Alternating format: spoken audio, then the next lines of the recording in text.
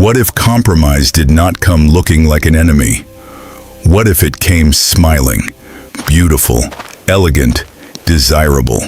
What if compromise came dressed as a princess?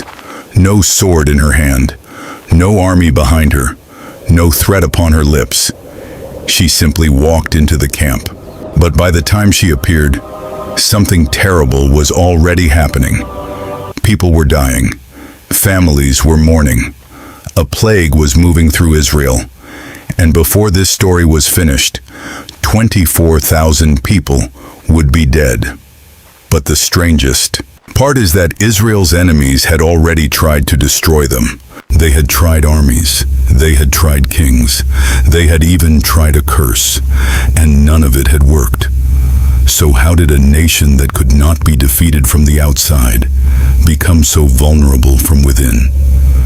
To understand that, we have to go back to the Plains of Moab. Israel was approaching the Promised Land. Behind them lay Egypt, the Red Sea, years of wandering through the wilderness. Before them stood the Jordan River, and beyond the Jordan was the land God had promised. But Israel had already left defeated enemies behind them. Sihon, king of the Amorites, had fallen. Og, king of Bashan, had fallen. And now Israel was camped in the plains of Moab, across the Jordan from Jericho. A king named Balak was watching, and Balak was afraid. He had heard what Israel had done. He saw this enormous nation approaching, and he feared that Moab might be next. But Balak did not trust his army to solve the problem, so he searched for another weapon. Not soldiers, not chariots, not swords, a curse. Balak sent messengers to a man named Balaam, son of Beor.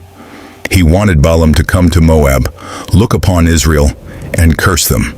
Balak believed that if Israel could first be cursed, perhaps Israel could then be defeated. Eventually Balaam came. Balak took him to a place from which he could see the people of Israel. Altars were built, sacrifices were offered, everything was prepared. Balak waited. This was supposed to be the moment when Israel's protection began to collapse. Balaam opened his mouth, but the curse did not come. Instead, he blessed Israel. Balak was furious. This was not what he had paid for.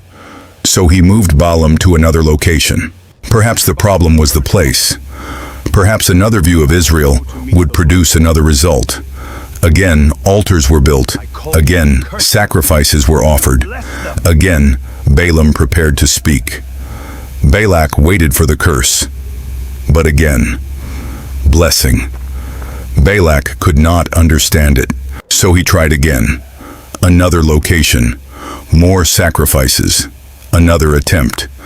But Balaam could not simply curse the people whom God had blessed. Balak could move Balaam. He could build altars. He could slaughter sacrifices. He could offer rewards. But he could not force God to abandon his people. From the mountains overlooking Israel, the nation appeared almost untouchable. The curse had failed. But that was not the end of Balaam's connection to this story.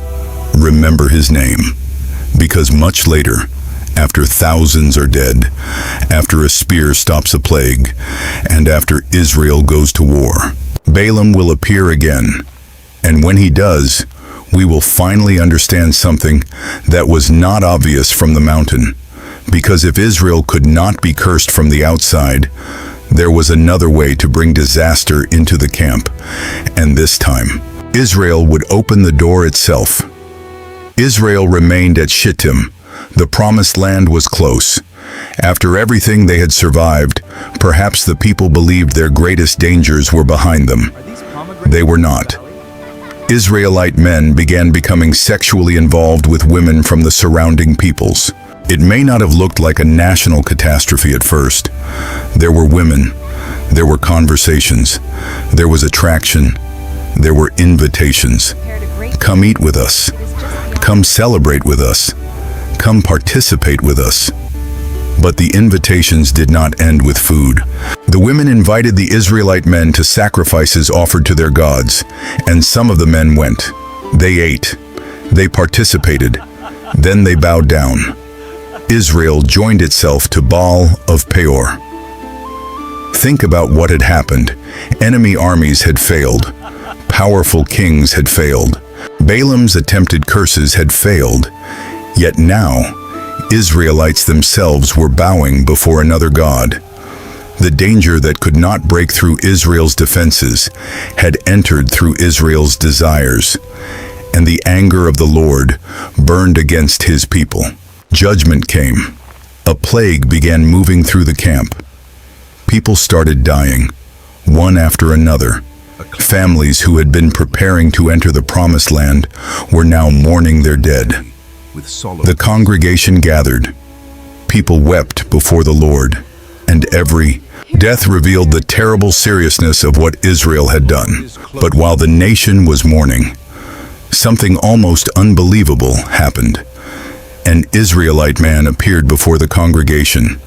He was not alone. A woman was walking beside him. She was Midianite, and he was not trying to hide her. He brought her openly into the camp. Imagine the scene. People are dying. Families are crying. The congregation is gathered before the Lord. Israel is suffering judgment because of its unfaithfulness. And this man walks directly past them with a Midianite woman beside him. Who was she? Why? Would he bring her there at that moment? And why does Scripture make sure that we know exactly who both of them were? Because neither came from an insignificant family. The man's name was Zimri. He was the son of Salu, a leader of a Simeonite ancestral family. Then Scripture gives us the woman's name, Cozbi, daughter of Zur. And that name, Zur, is another name you need to remember. Cozbi was the daughter of a prominent Midianite leader. Later, Scripture identifies her father among the kings of Midian. So standing before Israel were two people connected to powerful families, a man from a prominent family within Israel, and a woman from Midian's ruling class. Zimri brought Cozbi directly into his quarters. This was no longer secret compromise. This was open defiance. But among those watching was another man, Phinehas, the son of Eleazar, the grandson of Aaron the high priest. Phinehas saw what was happening. He rose from among the congregation. He took a spear in his hand. He followed Zimri into the chamber, and there he struck Zimri and Cozbi. Then something happened immediately afterward. The plague stopped. The judgment that had been devastating Israel was halted. But 24,000 Israelites had already died. 24,000. God declared that Phinehas had turned his wrath away from Israel through his zeal for God's holiness.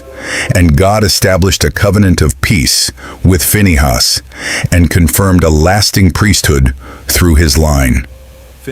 For many people, this is where the story ends. A plague, a spear, 2 deaths. Judgment stopped. But if we stop here, we miss what may be the most revealing part of the entire story. Because Cozbi's father was still alive. Balaam was still alive. And the events at Peor had consequences that were not finished. The story would eventually lead Israel into battle. 5 kings would die. Cozbi's father would be among them. And Balaam, the man who could not curse Israel, would be found there too.